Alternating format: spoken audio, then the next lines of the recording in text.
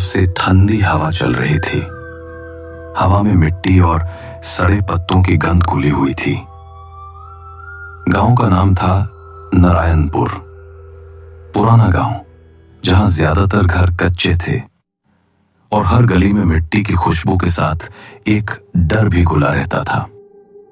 लोग कहते थे, इस गांव के किनारे जो जंगल है वो सिर्फ पेड़ों का नहीं, आवाजों का भी घर है।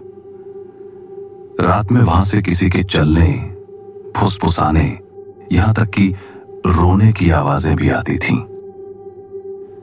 कई साल पहले उस जंगल के बीच एक मंदिर था, जहां अमावस्या की रात कोई जाने की हिम्मत नहीं करता था, क्योंकि कहते हैं उस रात वहां दीपक खुद ब खुद जल उठते हैं और मंदिर के चारों ओर काले साए घूमते रहते हैं। गांव के बूढ़े कहते थे, जिस रात हवा थम जाए और कुत्ते भौंकना बंद कर दें, समझ लेना जंगल जाग गया है। उस रात भी कुछ ऐसा ही हुआ। आसमान पर बादल घिराए थे, चांद कहीं नहीं था, अमावस्या थी। गांव के बीच एक छोटा सा घर था, मिट्टी की दीवारें, टीन की छत और एक झिलमिलाती लालटेन जो हवा में कांप रही थी।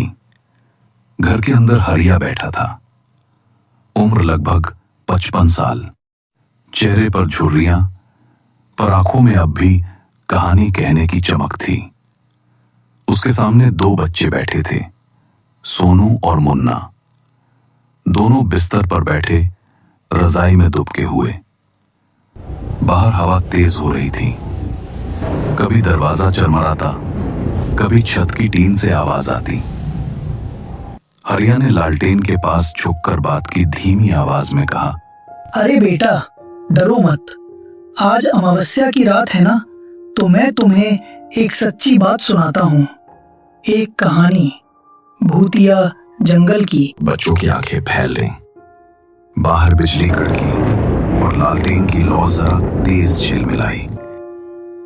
हरिया ने रजाई के पास बैठते हुए कहा, जिस जंगल की मैं बात करने जा रहा हूँ, वहां जो गया वो कभी वापस नहीं आया। मैं उस वक्त शहर में काम करता था, एक दफ्तर में छोटा सा क्लर्क था। जिंदगी सादी थी, सुबह काम, शाम को कमरे की खामोशी। मगर उसी हफ्ते एक खबर आई। गांव से चिट्ठी आई थी कि दादा बहुत बीमार हैं। दिल घबरा गया। मैं अगले ही दिन निकल पड़ा नारायणपुर की ओर। रास्ता लंबा था। ट्रेन से उतरा तो आसमान में बादल घिर चुके थे। हवा भारी थी, जैसे कुछ होने वाला हो। जब तक गांव पहुंचा, रात उतर आई थी। घर पहुंचते ही दादा खाट पर लेटे दिखे, कमजोर, पर आंखों में वही पुराना अपनापन था। उन्होंने मेरा हाथ थामा और बोले, हरिया, तू आया अच्छा किया बेटा, पर अब रात हो गई है, बाहर मत निकलना। इस अमावस्या को जंगल बेचैन है। दादा बस कल सुबह निकल जाऊंगा, दफ्तर का बुलावा आ गया है। सुबह ही जा, मगर सुन, जो मर्जी हो जाए उस जंगल वाले रास्ते से मत जाना। उनकी आवाज में एक अजीब कंपन था, जैसे वो कुछ छुपा रहे हों पर कहना भी चाह रहे हों। मैंने सिर हिलाया, ठीक है दादा। रात भर बारिश होती रही। खपरेल की छत से पानी टपकता रहा और हवा सीटी बजाती रही। कभी कभी ऐसा लगता जैसे बाहर कोई चल रहा हो, भीगे पैरों से मिट्टी पर, बहुत धीरे धीरे। सुबह होने से पहले ही ठीक 12 बजे दफ्तर से फोन आया, कल की मीटिंग रद्द नहीं होगी, पहुंचना जरूरी है। मजबूरी थी। मैंने झोला उठाया, दादा की तरफ देखा। वो सो रहे थे या शायद आंखें बंद किए कुछ सोच रहे थे। बाहर अब भी हल्की बारिश थी, हवा में धुंध थी। मैंने मन ही मन कहा, जंगल का रास्ता छोटा है, बस एक बार पार कर लूं तो स्टेशन तक पहुंच जाऊंगा। और मैं चल पड़ा उसी रास्ते पर जिससे जाने को दादा ने मना किया था। बारिश अब और तेज हो चुकी थी। पानी की बूंदें पेड़ों के पत्तों पर गिरकर जैसे कोई रहस्यमयी धुन बना रही थीं। हवा में मिट्टी, गीली लकड़ियों और कुछ सड़ी हुई चीजों की गंध मिली हुई थी। मैं जंगल के रास्ते पर चल रहा था, कंधे पर झोला, सिर पर गमछा और मन में एक अजीब बेचैनी। हर कदम के साथ ऐसा लग रहा था जैसे जंगल मेरे पैरों की आहट सुन रहा हो। चारों ओर सन्नाटा था, बस कभी कभी उल्लू की आवाज गूंज उठती या फिर कहीं दूर से किसी जानवर की गुर्राहट सुनाई देती। पेड़ों की डालियां हवा में झूल रही थीं। बारिश की बूंदें उन पर टकराकर जैसे फुसफुसा रही हूं, मत जा, लौट जा। पर मैं चलता गया। हर कदम मुझे जंगल के और अंदर ले जा रहा था। अचानक मैंने देखा, थोड़ी दूर एक पेड़ के पीछे कुछ हिल रहा था। पहले तो लगा कोई आदमी होगा, पर जब ध्यान से देखा वो एक साया था, काला, लंबा और हिलने के बावजूद उसके पांव जमीन को छू नहीं रहे थे। मेरे कदम अपने आप रुक गए। दिल की धड़कन इतनी तेज हो गई कि खुद सुनाई देने लगी। बारिश अब जैसे सिर्फ मेरे ऊपर गिर रही थी। बाकी जंगल थम गया था। फिर न जाने क्यों मेरे पैर अपने आप उस साए की तरफ बढ़ने लगे, जैसे किसी ने भीतर से कहा हो, देखो जरा, पास जाओ। जितना आगे बढ़ा वो साया उतना साफ होता गया। फिर अचानक वो साया मानो इंसानी रूप लेने लगा। अब मेरे सामने एक औरत थी। लंबे भीगे बाल उसके चेहरे पर झूल रहे थे, कंधे झुके हुए और हाथ में एक लाल रंग का दुपट्टा था जो मिट्टी से सना हुआ था। मैंने आवाज दी, अरे सुनिए, आप कौन हैं? यहाँ अकेली क्या कर रही हैं? कोई जवाब नहीं। बस उसके बालों के नीचे से हल्की सी हरकत हुई, जैसे उसने सिर मोड़ा हो, पर उसका चेहरा नहीं दिख रहा था। बारिश अब और भी तेज थी। हर बूंद जैसे सुई बनकर गिर रही थी। मैंने एक कदम और आगे बढ़ाया और तभी जमीन पर मेरे पैरों के पास कुछ गिरा, वो लाल दुपट्टा। जैसे ही मैंने उसे उठाया, ठंडी हवा का तेज झोंका आया। पेड़ हिले, पत्ते उड़े और उस औरत ने अपना चेहरा मेरे तरफ किया। मैंने देखा वो गांव की एक औरत थी, लेकिन मुझे बहुत अजीब लगा कि ये औरत इतनी रात को यहाँ क्या कर रही है। बारिश थोड़ी धीमी पड़ी थी, पर हवा अब भी कांप रही थी। मेरे हाथ में वो लाल दुपट्टा था, गीला, ठंडा, और उस पर खून की हल्की सी गंध थी। दिल अभी भी धक धक कर रहा था। पर फिर वही औरत फिर से सामने आ गई। वही लंबे भीगे बाल, वही झुकी हुई चाल, पर इस बार उसने धीरे धीरे सिर उठाया। उसका चेहरा आधा बालों से ढका था, पर होंठ कांप रहे थे, जैसे कुछ कहना चाहती हो। मैंने हिम्मत जुटाई और पूछा, आप कौन हैं? यहाँ इतनी रात को क्या कर रही हैं?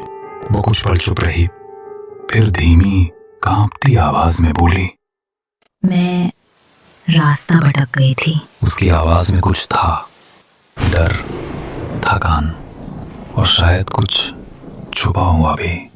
मैंने आसपास देखा, चारों ओर बस अंधेरा था। पेड़ ऐसे झुके थे जैसे कुछ देख रहे हों। मैंने फिर पूछा, आपका घर कहाँ है? बस यहीं पास में है। क्या आप मुझे वहां छोड़ देंगे?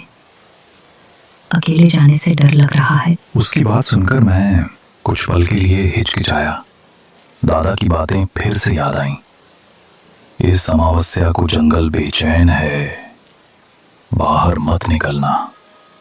पर फिर मन में सोचा, अरे अकेली औरत है, रात का वक्त है, कहीं कोई जानवर ना हमला कर दे। मैंने खुद से कहा, चलो इसे छोड़ देता हूं, फिर स्टेशन की तरफ निकल जाऊंगा। मैंने सिर हिलाया और कहा, ठीक है, चलिए मैं छोड़ देता हूँ। वो बस हल्का सा मुस्कुरा दी। उसकी मुस्कान अजीब थी, ना खुशी थी ना राहत, बस जैसे कोई नाटक चल रहा हो। हम दोनों चलने लगे। बरसात अब रुक रुक कर गिर रही थी, पेड़ों से पानी टपकता था और जमीन कीचड़ से भरी थी। वो औरत पूरे रास्ते एक शब्द नहीं बोली, बस धीमे धीमे चलती रही, सिर झुकाए, हाथों में दुपट्टा पकड़े। मैं हर कुछ कदम बाद उसकी तरफ देख लेता, पर हर बार वही चुप्पी। उसकी चुप्पी जैसे हवा में भर गई थी। मुझे लग रहा था जैसे जंगल भी अब बोलना बंद कर चुका है। एक अजीब सी बेचैनी बढ़ने लगी थी। ऐसा लग रहा था कि कुछ बहुत बुरा होने वाला है। मेरे पैरों के नीचे से पत्तों की चरमराहट की आवाज अब और डरावनी लगने लगी थी। फिर अचानक बारिश पूरी तरह रुक गई, हवा भी थम गई, जैसे किसी ने पूरा जंगल पॉज कर दिया हो। वो औरत एक जगह आकर रुक गई। मैंने पूछा, क्या हुआ? मेरा घर आ गया। उसकी आवाज ठंडी थी, बिल्कुल बेजान। मैंने सिर घुमाया, आसपास देखा। वहां न कोई घर था न झोंपड़ी, बस धुंध, गीली मिट्टी और टूटी फूटी कब्रें। हाँ, वो शमशान था। भोर की हल्की नीली रोशनी में मुझे दूर दूर तक जलती हुई राखें और लकड़ी के अधूरे ढेर दिखे। मेरे रोंगटे खड़े हो गए। दिल इतनी तेज धड़कने लगा कि सांस लेना मुश्किल हो गया। मैंने धीरे से पीछे मुड़कर देखा। वो औरत अब वहीं खड़ी थी, पर अब उसके बाल नहीं हिल रहे थे, न चेहरा दिख रहा था। बस उसकी आंखें, दो खाली काली गुफाओं जैसी आंखें, सीधे मेरी तरफ देख रही थीं। और उस पल मुझे समझ नहीं आया, मैं जंगल में रास्ता भटका था या वो औरत मुझे अपने रास्ते पर ले आई थी। शमशान की वो सर्द हवा अब मेरे सीने में उतर चुकी थी। मेरे पैरों के नीचे की मिट्टी गीली नहीं, ठंडी लग रही थी, जैसे जिंदा नहीं, मरी हुई हो। मैं धीरे धीरे पीछे हटने लगा। वो औरत अब भी वहीं खड़ी थी, पर उसकी देह अब हिलने लगी थी, अजीब टेढ़े मेढ़े तरीके से। उसकी गर्दन एक ओर झुक गई, हाथ लटक गए और उसके बाल अचानक उसके चेहरे से हटे। मैंने जो देखा वो कोई इंसान नहीं थी। उसका चेहरा सड़ा हुआ था, आंखें पूरी लाल, दांत बाहर निकले हुए और होंठों के कोनों से काला खून टपक रहा था। उसके नाखून किसी जानवर के पंजे जैसे लंबे और टेढ़े थे और बाल जमीन तक फैल गए थे, जैसे किसी सांप की तरह सरकते हुए। मेरे होंठ सूख गए, गला बैठ गया। कुछ बोलने की कोशिश की, पर आवाज निकली ही नहीं। फिर वो धीरे धीरे मुस्कुराई। वो मुस्कान इंसानी नहीं थी, वो मौत की हंसी थी। और तभी उसने बोला, तू अमावस्या की रात इस जंगल में आया है, अब तू नहीं बचेगा। उसकी आवाज इतनी भारी थी कि पेड़ हिलने लगे। हवा ठंडी नहीं, कांटेदार हो गई थी। मेरे पैरों ने जैसे जमीन छोड़ दी। दिल जोर जोर से धड़कने लगा।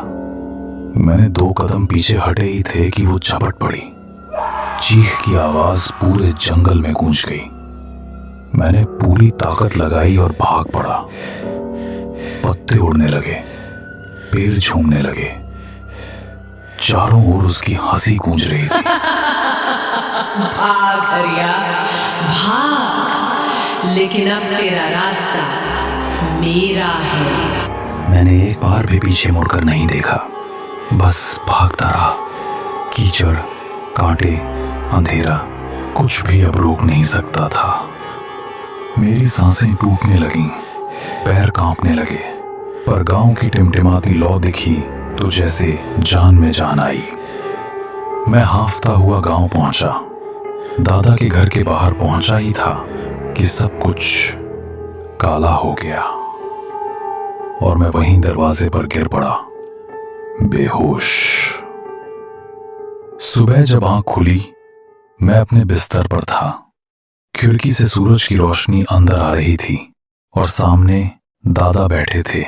उनकी आंखों में चिंता थी, पर चेहरे पर कोई सवाल नहीं। उन्होंने बस धीरे से कहा, हरिया, मैंने तुझे पहले ही कहा था उस जंगल वाले रास्ते से मत जाना। मैंने कुछ नहीं कहा, सिर्फ उनकी आंखों में देखा और समझ गया। वो जानते थे मैं किससे मिला था उस रात। उस दिन के बाद मैंने उस जंगल का रुख कभी नहीं किया और आज तक हर